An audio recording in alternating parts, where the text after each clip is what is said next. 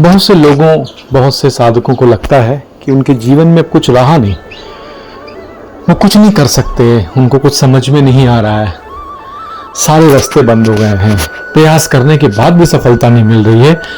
तो दोस्तों, महात्मा बुद्ध, भगवान बुद्ध भी इस स्थिति से गुजरे हैं और इस कहानी के माध्यम से मैं बताऊंगा कि वो कैसे उस नकारात्मक भावों से बाहर आए।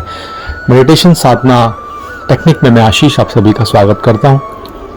एक बार भगवान बुद्ध जब वर्षों की तपस्या के बाद उन्हें कोई अनुभव नहीं हुआ,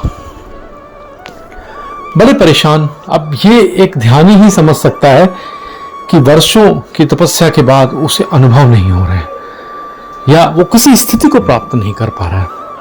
तो भगवान बुद्ध को बड़ा बुरा लगा। उन्होंने कहा कि अब कुछ मतलब नहीं है इस जीवन का, इससे अच्छा तो जीवन को ही हटा दूं, मैं करूं क्या। तो ऐसे ही बेमन से सोचते सोचते एक झील के पास वो पहुंचे, एक तालाब के पास पहुंचे और वहीं बैठ गए। उन्होंने देखा कि झील के पास गिलहरी के 2 बच्चे थे और वो झील में डूब रहे थे। गिलहरी बार बार झील में जाती थी, अपने को डुबोती थी और डुबोने के बाद फिर बाहर आती थी, शरीर का सारा पानी झड़क देती थी और फिर झील में जाती थी। तब उन्हें समझ में आया कि गिलहरी इस झील को सुखाना चाह रही है, उस पानी को सुखाना चाह रही है, क्योंकि उसके बच्चे वहां पे डूब रहे हैं। कैसा मूर्खतापूर्ण विचार था। लेकिन गिलहरी ने वो 1000 बार उस अटेम्प्ट को किया। उसने कहा, मैं नहीं हार मानने वाली, चाहे कुछ भी हो जाए, मैं इस झील से अपने बच्चों को निकाल कर मानूंगी। भगवान बुद्ध ने उसके जो बच्चे थे, जो बह रहे थे, उनको निकाला और बाहर रख दिया। गिलहरी बच्चों को लेकर भाग गई। लेकिन बुद्ध पुनः ध्यानमस्त हो गए और उन्होंने उस गिलहरी से सीख ली। क्या सीख ली?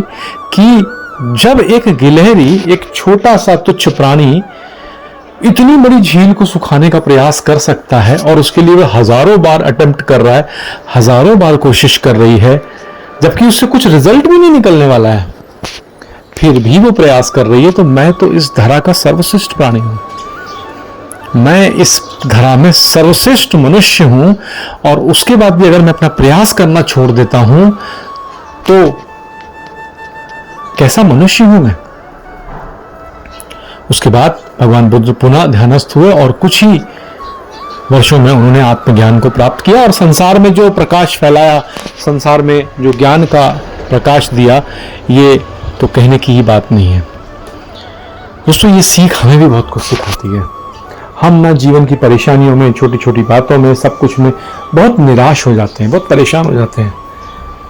एक इतना विशाल परमात्मा बैठा हुआ है जो ब्रह्मांडों का स्वामी है, जो गिलहरी को भी देखता है, चींटी को भी देखता है, हाथी को भी देखता है, सबको देखता है, तो क्या वो आपको नहीं देख रहा होगा? वो आपको नहीं संभालेगा? आपके प्रयासों को नहीं देख रहा है?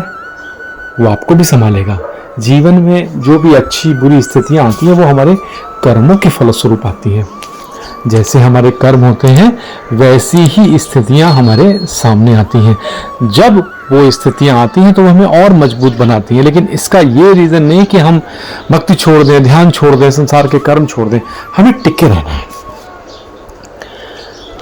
अगर एक गिलहरी हार नहीं मान सकती तो सर्वश्रेष्ठ कृति होकर, मनुष्य होकर तुम क्यों हार मानते हो? हार नहीं मानना है, लगे रहना है, परमात्मा को धन्यवाद देते रहना है। हर परिस्थिति में वो तुम्हें मजबूत बना रहे हैं, हर परिस्थिति में वो तुम्हें सिखा रहे हैं। इस स्थिति को मानते रहना है। जब तुम इस स्थिति में पारंगत हो जाओगे, उसे मानने लग जाओगे, तो देखोगे ये परेशानियां जो है ना ऐसे छूमंतर हो जाएंगी और तुम्हें पता ही नहीं चलेगा।